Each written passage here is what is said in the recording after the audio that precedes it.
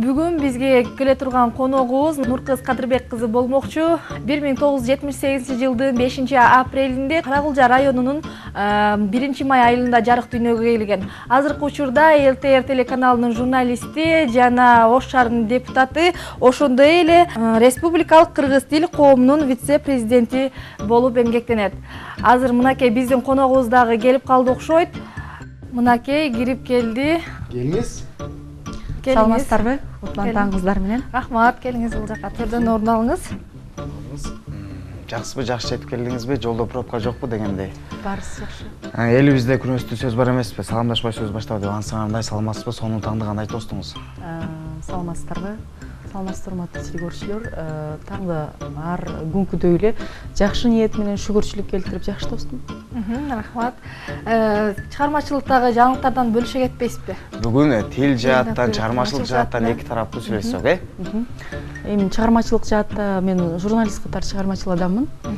Ошол жаңылыктар ЛТР коомдук телерадио компаниясы бир жаңы ийгиликтер менен иштегенге аракет кылып атабыз. Ал эми мен Асыл зат долбоорун жетектейм. Ошо Асыл зат долбоорун мындан нары социалдык көйгөйлөргө көбүрөөк токтололу деп атабыз. Анан аялдарга психологиялык жардам да берели деп атабыз. Балким ушул нерсе биздин аял заттарга бир көмөкчү бир берүүлөргө айланат деген ойдомун. Жакшы. Мынакей кыргыз эли бул сөздү баккан, сөздү урматтаган калкпыз деп калабыз. Каадаланып, улуу сөздөн кеп кылып калабыз. Ушунубуз бүгүнкү чындыкка туура келеби? Кандай дейсиз? Эми бир гана кыргызда баягы учурашканда биринчи кантип салам бергенине, эмнени сураганына маани берет. Бир гана кыргызда төкмөчүлүк өнөк бар. Бир гана кыргызда 1 киши 1,5 миллион манаст айтат. Бул жагында өңүттөн алганда биз сөзгө маани бергенибиз туура эле. Болгону кантип маани берип атабыз? Кеп ошондо жатат. Баягы тентек, вульгаризм сөздөр аябай плагиат сөздөр аябай көбөйүп кеткени кийинки мезгилдерде жаштардын өзүнүн кайра мойнуна алуу менен жоголууга аракет жасап атканы мени кубандырат. Жакшы. Чыгармачылыктын чыйына түшкөн жолуңуз канча жылдан бери ошо чыгармачылык менен жүрөсүз алектенип? Журналистикага келгенимди айта турган болсом, мен 17 жашымда Ош технологиялык университетинин жаштык студиясынан чыккам. 18 жашымда Ош мунун Үмүт сыйлык студиясынан чыккам. Ал 19 жашыман баштап Ош үчүн болчу ошол мезгилде ЛТРге келгем. Анан 2009-дан баштап ЛТРде продюсер болуп иштедим. Ушул 15 жылдан бери ошо телевидение менен байланышып жүрөм. Жакшы. Журналист катары айтып өтсөңүз, бул журналистика өнөрбү же кесиппи? Кандай деп ойлойсуз? Журналистика мен эми тележурналистмин да. Тележурналистке эң негизги 3 талап болот. Орусча бизде окутканда обаяние, ум, творчество деп окуткан. Тагыраак айтканда жакшы өң келбет, анан акыл эс билим айта турган сөзүң болгонго, анан сөз чыгармачылык болуш керек да. Демек бул аябай чыгармачылыкты талап кылган, өнөрдү талап кылган кесип деп ойлойм. Жакшы.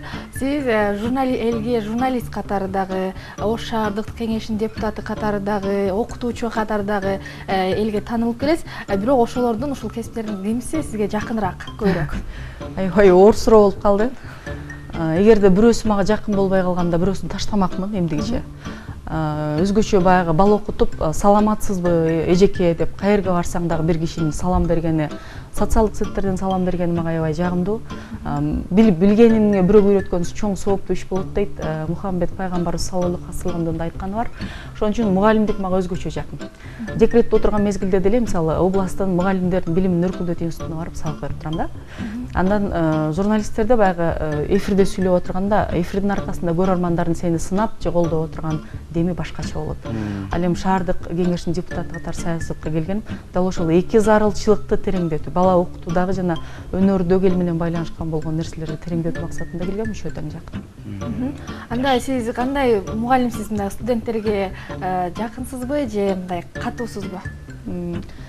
Баягы Сократ айткан экен, сенин элден айырмаң эмне деп айтса, элдер өлбөш үчүн тамак жейт, мен тамак жеш үчүн өлбөйм дегендейчи.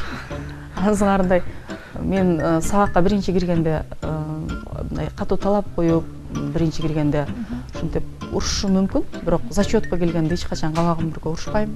Болгонун айт дейм. кайра эшикке чыгып кайра айтып келе бер деп айтам. Анан эсимде бир бийим факультетинде түркмөн келгенден сен бир 5 эле сап манас жаттап келсең сага коюп берейин, сырттан окуп бөлүмдө окусаң сен эми эсепти үйрөнгөнү келдиң да дегенден 5 сап жаттап келсе бере койсом, менде бул окуя биринчи жолу болду деп ыраазычылык билдирген. Муну менен мактангым деле келген жок, бирок мен ойлойм катуу болуш бул устатка керек. Антпесе окутуучу окуп аткан адамда ушундай сезим болот. Мен өзүм деле 3 окуу жайды бүткөм. Ошого керектей, мугалимге керектей иш кылабыз да. Биз ошон үчүн мугалимдин катуу болгону жакшы. Мынакей студент тууралуу сөз кылып калдык, өзүңүздүн студентиңиз тууралуу, студенттик убагыңыз тууралуу кеп козгоп кетпейсизби? Студентчилик убагыбызда бизде мен кыргыз тили анан тереңдетилген англис тили деген бөлүмдө окуп калдым. Анан ушу аябай эсибизде калган учур англис тили факультетине барып, биз англис тилден мамлекеттик экзамен тапшырууга ошо китеп алайлы десек, ушу бардык жерде көй болду. Же кыргыз тил факультетинде китеп жок, же англис тил факультетинде бизге берүү өчүр тийбейт. Ушинтип кыйналып, китеп алып анан ушинтип экзамен тапшырганбыз. Ошол эсимде. Анан студентчилик мезгилде биздин убагыбызда аябай мындай мамлекеттик тилге болгон талап өтө күч болуп, бир курста 11 группа, бир курста кыргыз тили эле факультетинде. Анан ошонун ичинен бир 260 кызбы бүткөнбүз. 16 эле жигитибиз бар эле курста. Ушул нерселер менен кызыктуу. Анан эң көп чыгармачыл адамдар менен жолуккан этаптагы студенттер бизбиз. Сабира Күмүшалиева, Чыңгыз Айтматов, Надырбек Алымбеков, Ырысбай Абдыкадыров деген сыяктуу чыгармачыл адамдардын көбү менен жолугушуп, көбүнүн саясатчылар менен жолугуштук. Жакшы сөздөрүн алып, сурообузду берип калуу мүмкүнчүлүгүнө ээ болгон студенттерденбиз. Мына өзүңүз айтып калдыңыз, ошол бизде группада көбүнчөсү кыздар көбүрөөк эле деп. Эмне себептен ошол филфакка мындай балдар, жигиттер азыраак тапшырат? Кандай ойлойсуз ошо? Азыркы мезгилде ошондой болуп калышы мүмкүн. Бирок илгерки мезгилдерде көз чаптырсак, мына Абдыган Эркебаевди, өзүбүз деле азыр жетекчип Сатканбай Момуналиевич, доцент Элчиев, Жаанбай Асан агай, азыркы Канибек агай ректор, ошол эле Шайымкулов агай дегендердин баардыгы кыргыз тилден бүткөн. Кыргыз тилге жан дүйнөсү бай адамдар келет деп. Азыр деле ошондой. Азыр кыздардын көбөйүп калгандыгы бул эми мугалимдик кесип аялга гана байланыштуу болуп, анан айлыгы азыраак болуп калды дагы, анан аны менен үй бүлө багыш кыйын болуп калды деген тенденция менен болуш керек. Анан дагы бир нерсе, бул адабият менен тилди окутуу өтө аялуу, назик, жоопкерчиликтүү, үйрөтүүнү талап кылган, тынымсыз ташты кемиргендей өзгөртүксүз процесс нерсе. Ошон үчүн кыздар көбүрөөк келсе керек. Учурдан пайдаланып, ошол кыргыз филологиясында иштеп жаткан кесиптештериме, агайларыма салам жолдоп коеюн. Ошол жерде капа кылбагыла, аябай сонун агайлар бүткөн иштеп атышат дегендей. Жакшы. Бир убактарда ушул китеп окубаган жаштар тууралуу мындай кайрылуу жасадыңыз деле. Ошол эмне себептен чындыгында эле жаштар китеп окубай атабы же интернет багытына өтүп дегендей кандай болду? Эми баягы коомдо туруп коомдон сырткары болуу мүмкүн эмес да. Муну эми жакшы көрөбүзбү, жаман көрөбүзбү, эстелигин алып коебузбу, Ленин айткан да. Анан нейтралдуу адам коркунучтуу деп айткан. Эми же китеп танда же интернет танда дегендей нерсе болуп калышы мүмкүн, бирок китеп окубаган жаштарга үлгү болуш, аларды тартыш биздин милдет. Жаштарды күнөөлөштүн кереги жок. Себеби ошол коомдо ошол талапта жашап атат. Мисалы, бир китепти окуп чыгып, онун баарын айтып бергенден көрө интернеттик маалыматтан кыскача берип айтып коюу менен мугалимди лаксытса болот да. Бирок китеп эмнелерге дары деген нерсени улам келип чыгып атат. Китеп окуп, ошол менен жашап, ошол сөз менен, ошол каарман менен тааныш болуп, ошого бирөөсүнө жолтоо болгусу келип, бирөөнө баягы көмөк көрсөткүсү келген адам биринчи жан дүйнөсүндө кандайдыр бир кыялкечтик жашайт. Кыялкеч адам кечиримдүү болот. Бизде коомдо кечиримдүүлүк аябай жок болуп атат биринчиси. Экинчиси, китепти баалап, ошол сөз кадырлаган адам баалоону үйрөнөт. Бизде ушу бири-бирибизди баалабайбыз. Жөнөкөй эле бир жигит кызга туруп берсе рахмат деп деле койбойбуз да. Илгери биз маршруткада улууларга туруп берсек кадимкидей алкап батасын берчү. Азыр бизге кичүүлөр туруп берсе милдеттүүдей кабыл алып отуруп алабыз да. Ошондой бир баалоонун жоктугу. Анан азыр үй бүлөдө ата менен бала алыстап кетип, суицид деген нерсе көбөйүп атат. Эгерде китеп окуп, менин балалыгымда билем, менин атам түштүк суу чарба боюнча адис болуп, ошол жетекчи болчун. Бирок ошого карабастан бизге китеп алып келип берет эле да, анан кече отуруп талдайт элебиз менен. Ошентип талдаганда жакындык пайда болот. Ошол аркылуу тарбия берилет. Ошондон улам китеп окусак көп көйгөйдүн астына турат элек деген нерсени көтөрүп чыгып атам. Бул нерсени мен өзүмдүн балдарыма баштоого аракет кылып атам. Анан ата балага китеп окуп берет деген бир жакшы нерсени адеп башаты көтөрүп чыгаттыр. Мен билем, ата ушунчалык балага кол жеткиз, сырдаш болгусу келет. Ата бай дегендей, ата жетекчи, атанын сөзү мыйзам. Бизде атаң келе айтат деген сөз эле жетекчи, мындай укмуш таасирдүү болот эле. Мен ойлойм, аталар күндө кеч никти окудуң, мага айтып берчи, кел экөөбүз окуйбуз десе, укмуш таасир этет болуш керек. Мен ошол кайрылуу менен чыгып аттым эле. Жакшы, абдан жакшы. Мынакей ошо кыргыз тили коомунун вице-президенти катары ушул мамлекеттик мекемеде расмий иш кагаздар качан толугу менен кыргыз тилине өтөт деп ойлойсуз? Мамлекеттик тилде расмий иш кагаздарды өткөрүш керек деген нерсе бул кабыл алынганда 25 жыл мурун башталган. Анан өтүп эле келе атат. Анан өтүп эле ашып, баягы шапкасын алып десем, мойнун кошо алып, которуп ийип, өзүбүз кайра түшүнбөй калып, зыңкый деп ийдик. Бирок кеп ошол которуп койгондо эмес экен да, кеп колдонгондо экен, кеп зарылчылыкта экен. Мисалы, эгерде кимде-ким биз ушундай бардыгыбыз президент болгубуз келет экен, чоң болгубуз келет экен, депутат болгубуз келет экен, анан кимде-ким мамлекеттик тилди билсе гана президент болот деди эле, чоң саясатчылар жаттабайт да. Демек, коомдук зарылчылык болуш керек экен. Ошол сыяктуу эле сырттан келген же болбосо паспорт алып атканда деле мамлекеттик тилден сынак тапшырып кандайдыр анан паспорт аласың деп койсо, ушул жерде жашап аткан башка улуттун өкүлдөрүнө деле жеңил болмок да. Себеби эмне ар кандай мектепте кыргыз тили окутулат. Ошол орус мектеп, өзбек, тажик, лөлү мектеби кыргыз тили окутулат. Анан ошол 3 деген баа алат, жок дегенде. Көбү 5 алат. Демек, түшүнөт, билет деген сөз. Кийин анан алып кайра котормочу кылып, кайра билбейт деп отурсак, демек ошол мугалимдин баарын иштен айдаш керек. Ошол айлыкты кайра төлөтүп алыш керек дегендей, же окуучу кайра төлөш керек дегендер келинде зарылчылыктан келип чыгат да. Мен ойлойм, иш кагаздарды өткөрүү бул биринчи этабы болчу. Экинчи этабы башка улуттар кыргызча ырдаса сүйүнүп кетип, подарок берүү деген, белек берүү деген бир нерсе бар эле. Бул этап дагы өттү. Болгону эми баягы мамлекеттин башкаруу чөйрөсүндө колдонуу зарылчылыгын арттыруу келип чыгып атат. Мен ойлойм, мунун биринчи этабы аткаруу жана башкаруу бийлигине отуруп атканда мамлекеттик тилден мыйзам тапшыруу керек. Анан паспорт алып атканда мамлекеттик тилден кечиресиздер, мыйзам эмес, сынак тапшырыш керек. Менин сунушум ошондой. Жакшы. Сизди көбүнчөсү мындай тилге бай айым катары тааныйбыз да. Мындай кайсыл китептерди жакшы көрүп окуйсуз, кайсыл чыгармаларды, кайсыл жазуучуларды көбүрөөк? Тилге бай айым деп кубандырып койдуңар. Чындыгында биздин кесибибиз ошол да, жеген наныбыз ошол. Мен журналист болсом деле, саясатчы болсом деле, анан мугалим болсом деле, баягы бар байлыгым ошо китептер, анан көркөм чыгарма, анан сөз да. Анан зарылчылык менен балага окутушум керек да, сурап калса кантем деп ошол зарылчылык менен окуйбуз биринчиси. Экинчиси кызыгуу менен. Ушундай нерсе чыгыптыр, эки адабиятчы сүйлөшүп калсак, ушул чыгарманы ушул жер жакпай калды, сен ошого кандай карайсың десе, мен карап көрөйүнчү деп кайра баштан окуйбуз. Анан кеп окуганда эмес.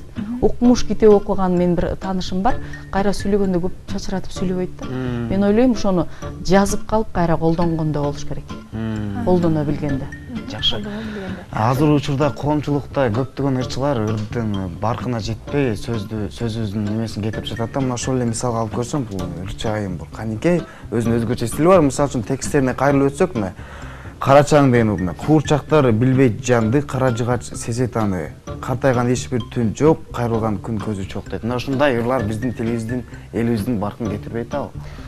Мен филолог мугалим катары экиге бөлүнөт да, тилчи, адабиятчы. Мен адабиятчымын. Адабиятта ушундай жаңылануу, изденүү болгону мен туура эле кабылдайм. Сынаш оңой, жаратыш кыйын да. Качандыр бирөө бир жаңы кадам жасаш керек. Мисалы, япон поэзиясында Мейо деген акындын ыры бар.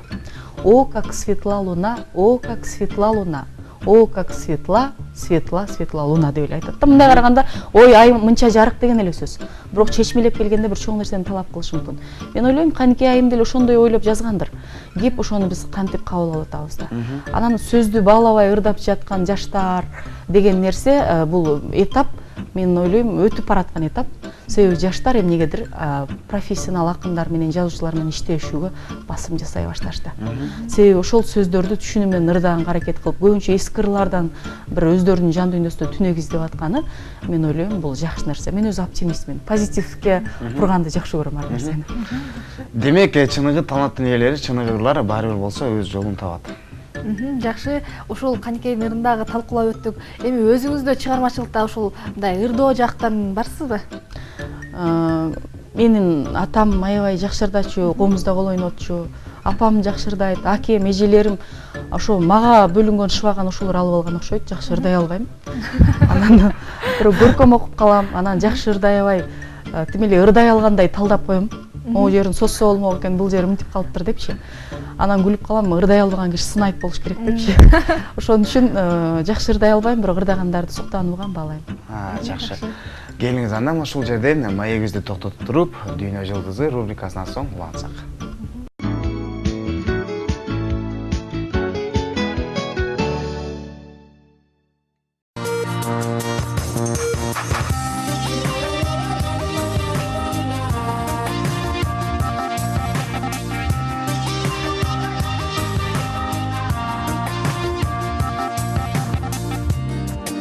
Эң мыкты, орусчасы самый лучший деген ырды баарыбыз эле билсек керек. Бул чыгарма жаштардын, айрыкча кыздардын сүйүү гимнине айланган десек болчудай. Мына ушул ырдын аткаруучусу украиналык ырчы кыз Гайтана. Толук аты жөнү Гайтана Эссами. Туулган жылы 1979 жыл 24 март. Туулган жери Украина, Киев шаары. Бою 106 см, салмагы 51 кг. Кесиби ырчы, композитор. Ырлары эң мыкты, Сагынам, Жакыным, балдарга арналган Кукабара ыры жана башкалар. Гайтана деген сөздү лингала тилинен, Конго Демократиялык Республикасында тараган тил. Которгондо күчтүү, улуу дегенди билдирет. Бирок ырчы Гайтана журналисттердин өзүңүздү күчтүү сезесизби деген суроосуна жок, дайыма эмес. Кээде күчтүү болгондон ушунчалык тажап, алсыздыкты каалаган учурларым болот деп жооп берип келет.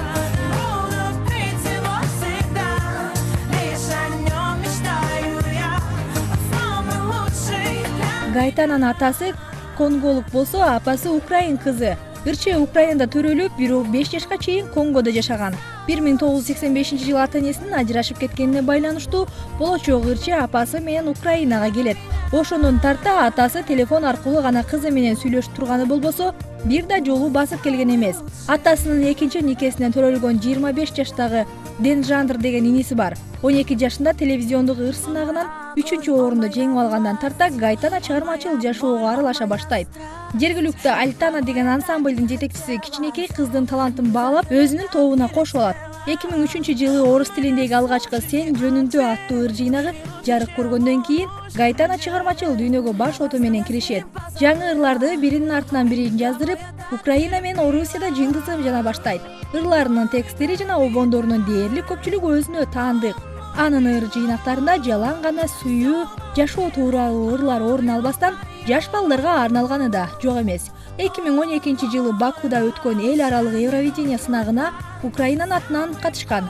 Ыр мыкты деңгээлде аткарылганына карабастан, калыстар тобу тарабынан ыры плагиат деп табылып, болгону 65 балл топтоп 15-орунга араң келинген. Гайтана учурда өзүнүн продюсери Эдуард Клим менен жарандык никеде жашайт. Мен үчүн сүйүү 1-орунда турат. Эгер түгөйлөр бири-бирин колдоп түшүнүшсө, документ мааниге деле эмес дейт бул тууралуу ырчы. Ал эми Гайтанага кантип ашык болуп калганын продюсери Эдуард мындайча эскерет.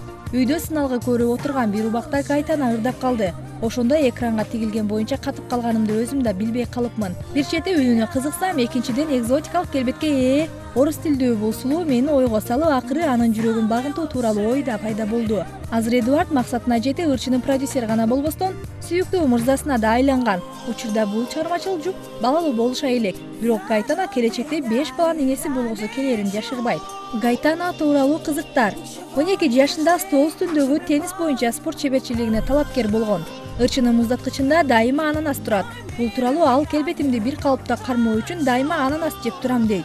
Кичинесинде келемиштердин бакма турун сатып алып көбөйтүп, аны кайра сатып акча тапчу. Сумкаларды коллекциялайт. Учурда коллекциясында 100дөн ашык сумка бар. Украинанын Шахтер футболдук клубунун куярманы. 2011 жылы аталган футболдук клубка Шахтер чемпион деген ырын белек кылган.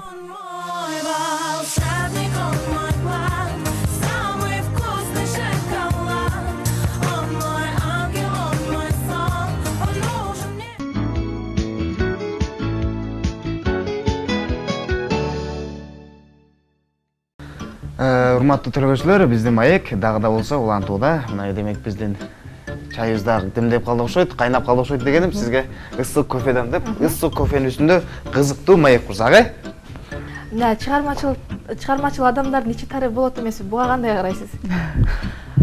Чыгармачыл адамдар ичи тар деп айтышат. бирок ал ичи тар бардык эле чөйрөдө бар. Чыгармачыл адамдын ичи тар дегени ар бир нерсеге өтө сезимталдык менен карайт дагы, тез таарынып, тез таарынышуу, тез баягы өзүнүн сезимин чыгаруу деген нерселер билинип калат биринчиси. Экинчиси, чыгармачыл адамдар элдин көз алдында болгон үчүн маалымат тез тарайт. Ошондо улам чыкса керек. Анан мен ушул убакка чейин канча шакирт тарбияласам жардам берип эле келейтам.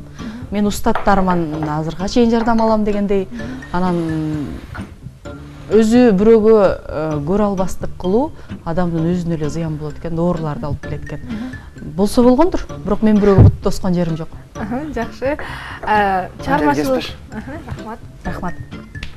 Мынакей чыгармачылыктан кичине алыстап, сүйүү мына жакында 14-февралда келет. Сүйүүдө туруктуусузбу? Туруктуу болушум керек. Себеби 10-класста окуучулардын республикалык олимпиадасында барганда мен кыргыз тилден биринчини алып, жолдошум биологиядан биринчини алганда таанышканбыз.